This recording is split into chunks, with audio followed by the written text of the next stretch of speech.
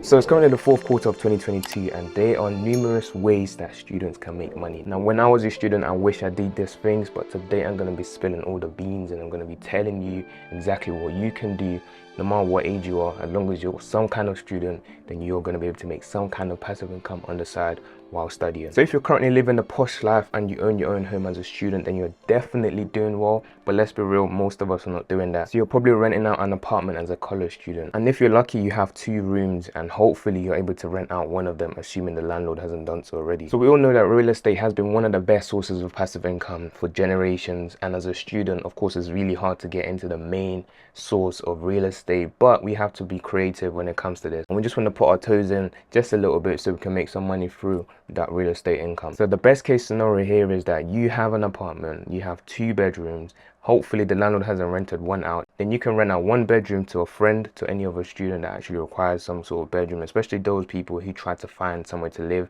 very late in the year. Now you can rent these to them either for the exact same price as how much your rent is, so that way you're basically living for free because they pay your rent, or worst case scenario you can rent this out to a friend for a cheaper price, but either way you're pretty much discounting how much rent you have to pay to your landlord because someone else is covering this. Now if you're really on that hustle, then you can actually sleep in the living room, rent out the other 2 bedrooms to friends or other people, and you can make some money this way. I know this is scraping the barrel, but as a student that is the time to grind, and whatever you can do to make money so you can save all the money that you're getting from finance and everything else, then you're going to be living the best life after uni, because most people would have spent all their money and you would have been smart with your money. Another thing that you can get into is storage rentals. Now you can list your storage on stashbee.com, rent it out by the month because this is space that you weren't even using in the first place. So if you rent this out to either students or families or neighbors, then you can at least make a tiny bit of passive income from this. So this next one can take some time, but this is when you make courses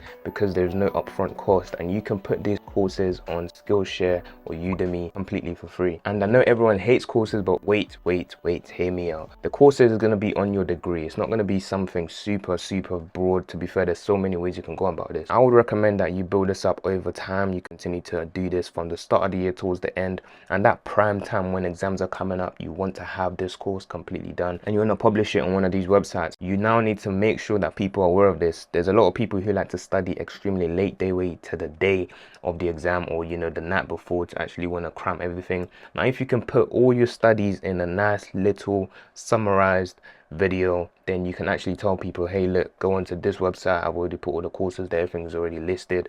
Now that is where you can make easy passive income, because it's not only going to last for your time in college, people that are younger than you can also watch the exact same course, and it's just something that you can leave there for a lifetime. You don't even have to be the smartest person. All you have to do is just make this video quite concise, and if you build this up, you can do this based on the different modules that you're studying, have it all in different videos, then that's just multiple videos that people have to watch. Now you're going to get paid for your watch time, you're going to get paid for referrals. There's so many ways you can make money from this. So once you know that that exam period is coming up, all you have to do is just focus on promoting. Let people know in person, let people know in your class. You can also let people know on social media, and once everyone starts flocking in, then you can just sit and relax, study for your exam, make money on the side, and just get those grades. If you do think that this is too time consuming, then I do have something easier that you can do. You can sell your revision notes online on websites like DocMerit or Stuvio.com, and you can continue to sell this same revision note to multiple people without having to do anything else once it's been published. Think about it. Instead of just learning from the revision notes that you're going to make anyway throughout the year, why not also sell this and make some passive income from it?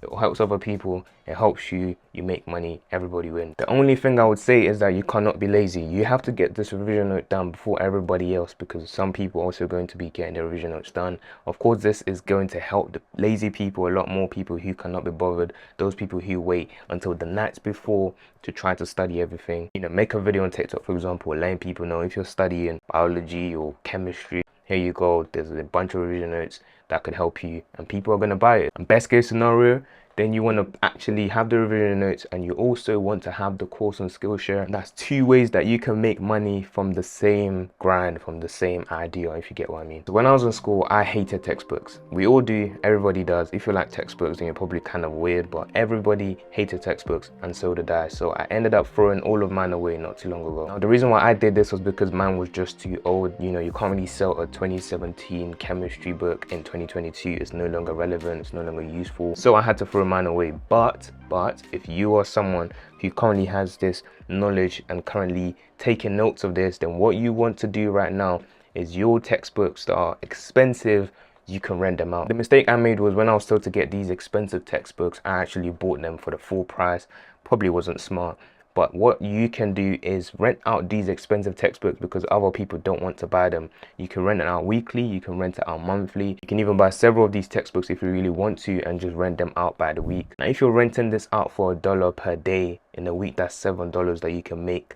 Now, in a month, this book will probably pay for itself. Say you got the book for $20, you rented it out for $7 per week, then you can easily see how you will make your money.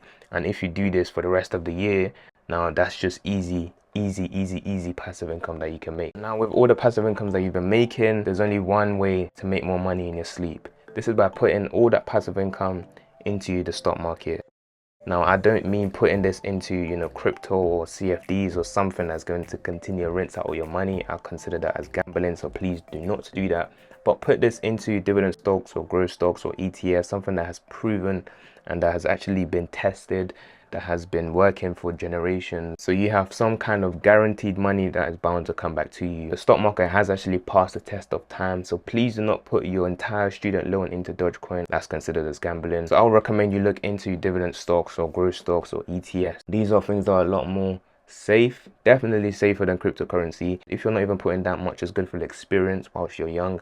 You want to get used to how the market moves. Once you become a baller and you have a lot of bread when you're older, then of course the stock market is going to be a lot more beneficial to you anyway. Free dividends, you're going to get paid quarterly, monthly, or even daily. And if you're going to put your money into an ETF, then that's even safer. Something like the S&P 500 will give you about a 10% return every single year. So you can see how that's a lot more better than putting your money in the bank.